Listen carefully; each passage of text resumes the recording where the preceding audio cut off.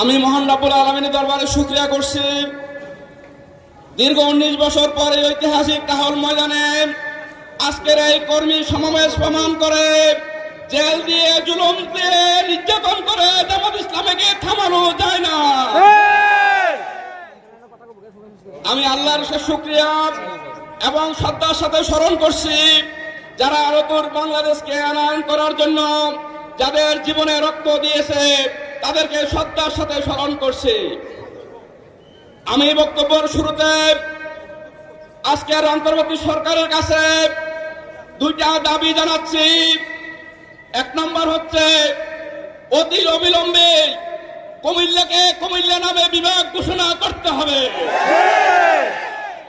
এবং কুমিল্লাতে আন্তর্জাতিক মানের বিমানবন্দর স্থাপন করতে হবে।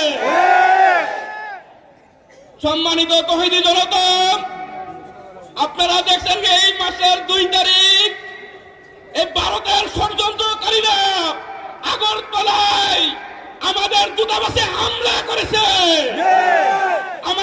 আমরা মনে করি বাংলাদেশ দরকার নয়, কুমিল্লা ইন্ডিয়াকে সেটেল দেওয়ার ক্ষমতা রাখে। আপনারা এই ষড়যন্ত্র বিরুদ্ধে বন্ধ করুন, না হলে দেশের তৌহিদি জনতা আপনাদেরকে দাঁত ভাঙা জবাব দিতে প্রস্তুত থাকবে।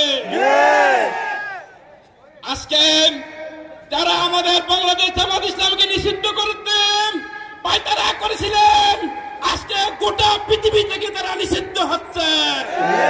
সরকারকে অবিলম্বে দাবি জানাবো জঙ্গি সংগঠন আওয়ামী লীগকে অবিলম্বে নিষিদ্ধ ঘোষণা করতে হবে এবং যারা দুর্নীতিবাজ টেন্ডারবাজ তাদের বিরুদ্ধে আমাদের যুদ্ধ ঘোষণা করতে হবে এবং আজকে এই দেশকে যারা চক্রান্ত করতে চায়, যারা চক্রান্ত করে মামুর বাড়িতে আদালতে বিচার করতে হবে। এই জনতার আদালতে আজকে যারা এই দেশকে ষড়যন্ত্র করছেন, আমি তাদেরকে হুঁশিয়ার করে বলতে চাই, এদেশের 18 কোটি মানুষ আপনাদেরকে বঙ্গোপসাগরে নিক্ষেপ করতে বাধ্য হবে।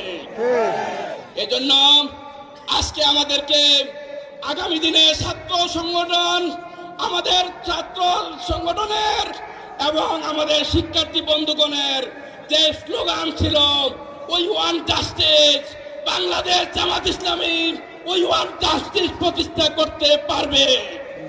আমরা কি সবাই এই ঐতিহাসিক সমাবেশ থেকে বলতে পারবো যে কোনো ষড়যন্ত্রের বিরুদ্ধে আমরা কি প্রস্তুত আছি?